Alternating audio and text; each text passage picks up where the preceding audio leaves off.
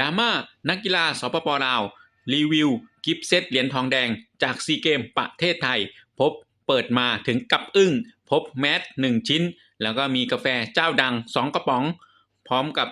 เยลลี่เพื่อเพิ่มพลังงานแล้วก็ชุดช่วยทำกระดาษล่าสุดนะครับมีคนตั้งคำถามบอกว่างบประมาณที่ใช้ในการจัดกีฬาซีเกมเท่าไหร่แล้วคุ้มกันไหมกับของที่สปป.ลาวมารีวิวมันทำให้ประเทศเสียหายหรือว่ามีชื่อเสียงขึ้นนะครับซึ่งว่าทุกคนที่ได้เห็นคลิปนี้แล้วนะครับรู้สึกว่ามันไม่น่าจะใช้งบประมาณเกินกิฟต์เซตเนี้ยชุดนี้ไม่น่าจะเกิน500 บาทนะครับซึ่งคลิปนี้กำลังถูกแชร์ไปทั่วโลกเลยนะครับตอนนี้หลายคนกำลังจับจ้องอยู่นะครับว่างบประมาณที่ใช้ในการจัดกีฬาซีเกมเนี้ยมันเหมาะสมกับการจัดกิฟต์เซตแบบนี้หรือไม่นะครับเดี๋ยวเราไปดูคลิปวิดีโอที่เกิดขึ้นนะครับหากมีความคืบหน้าเรื่องนี้เดี๋ยวเราจะมารายงานให้กับท่านผู้ชมได้รับทราบนะครับสวัสดีครับโอ้ซีเกมไทยนี่มินิมารีวิวกิฟต์เซตของไทยแล้วมาสิได้อย่างมาเบิ่ง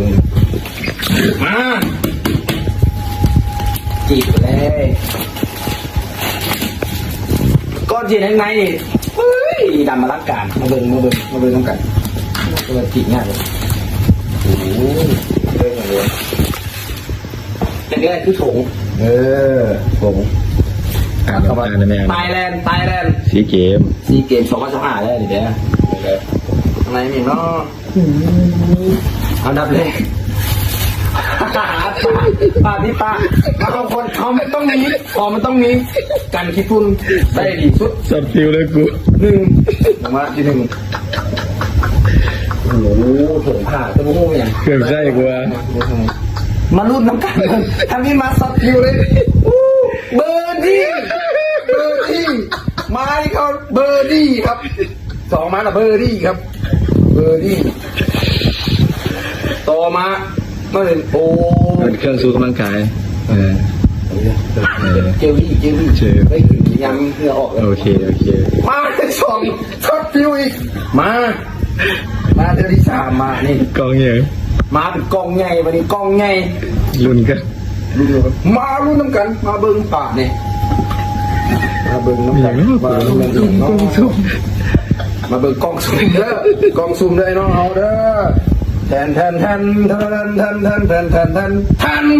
อ้าวเลยมันไม่เงี้ยเลยเอี้ยเลยเนี่ย